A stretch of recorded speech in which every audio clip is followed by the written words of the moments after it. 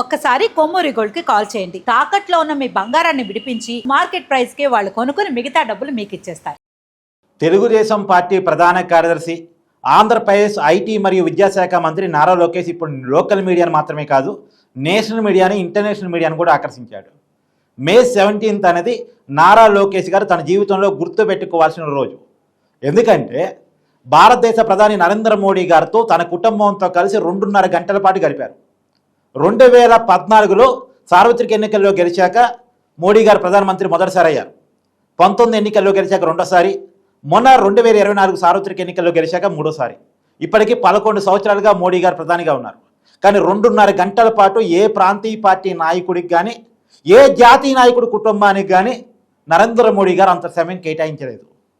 ఏదో అఫీషియల్ రివ్యూలు, దేశానికి సంబంధించిన, రక్షణకి సంబంధించిన, లేదు పార్లమెంట్లో ప్రవేశపెట్టాల్సినటువంటి బిల్లులు, చట్టాలు, ఇలాంటి విషయాల్లో అఫీషియల్ రివ్యూస్కి మోడీ గారు టైం కేటాయించారు తప్ప, ఒక వ్యక్తిని పిలిచి, అతని కుటుంబాన్ని కూడా పిలిచి ఇంతసేపు టైం కేటాయించడం అన్నది ఈ 11 సంవత్సరాల్లో మోడీ గారు లేదు.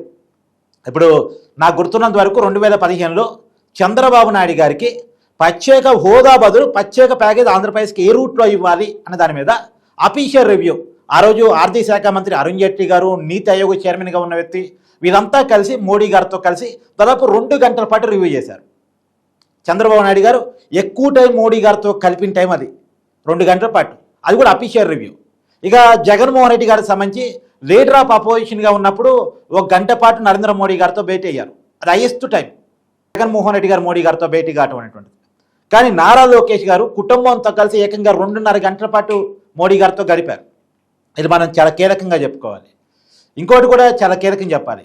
మోడీ గారికి ఒక వ్యక్తికి అపాయింట్మెంట్ ఇస్తున్నారంటే, ఎందుకంటే మోడీ గారు అపాయింట్మెంట్ కోసం ముఖ్యమంత్రులే వెయిటింగ్ చేస్తూ ఉంటారు, బీజేపీకి సంబంధించిన అగ్రనాయకులు వెయిట్ చేస్తూ ఉంటారు, కేంద్ర మంత్రులు కూడా స్పెషల్గా కలవటానికి వెయిట్ చేస్తూ ఉంటారు. అంత ఈజీగా మోడీ గారు అపాయింట్మెంట్ దొరకదు. కానీ ఆయనే పిలిచి మరి మొన్న అమరావతి పునర్నిర్మాణ పనులకు వచ్చి లోకేష్ గారిని కలవాల్సింది ఆయనే చెప్పి పిఎంఓ నుంచి అపాయింట్మెంట్ ఫిక్స్ చేసి మరి పిలిపించుకొని మాట్లాడారు. అంటే ఆయన లోకేష్ గారి గురించి ఎంక్వైరీ చేసిన తర్వాతనే, ఆయన కెపాసిటీస్ గురించి, ఆయన నాలెడ్జ్ గురించి, ఆయన పట్టుదల గురించి ఖచ్చితంగా ఎంక్వైరీ చేసిన తర్వాత మాత్రమే, ఆయనకు ఒక మంచి పాజిటివ్ రివ్యూ ఉంటే మాత్రమే ఖచ్చితంగా లోకేష్ గారిని పిలిపించుకొని మాట్లాడటం అనేటువంటిది జరిగింది. కాబట్టి నిజంగా లోకేష్ గారు ఒక నాయకుడిగా అచీవ్ అయ్యారు అంటానికి మోడీ గారితో 2.5 గంటల పాటు ఏ ప్రాంతీయ పార్టీ లీడర్కి అవకాశం లేని విధంగా గడపటం నిజంగా లోకేష్ గారు ఒక అచీవ్మెంట్ అని చెప్పాలి.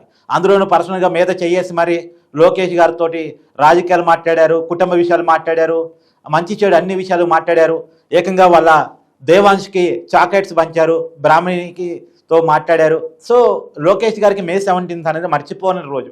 ఇంతలా మోడీ గారిని లోకేష్ ఎలా అట్రాక్ట్ చేయగలిగారు అనే దాని మీద ఇప్పుడు నేషనల్ మీడియా, ఇంటర్నేషనల్ మీడియా కూడా ఎంక్వైరీ చేస్తూ ఉంది. అంతర్జాతీయ నాయకులు మోడీ గారిని కలవాలనుకుంటారు, జాతీయ నాయకులు మోడీ గారిని కలవాలనుకుంటారు, కానీ ఆయనే పిలిచి 2.5 గంటల పాటు గడపటం ఏంటి, ఈ దేశంలో ఏ నాయకుడికి లేదు లోకేష్ గారికి అంత ప్రయారిటీ ఇవ్వటం ఏంటి అనే దాని మీద పెద్ద చర్చ నడుస్తాం.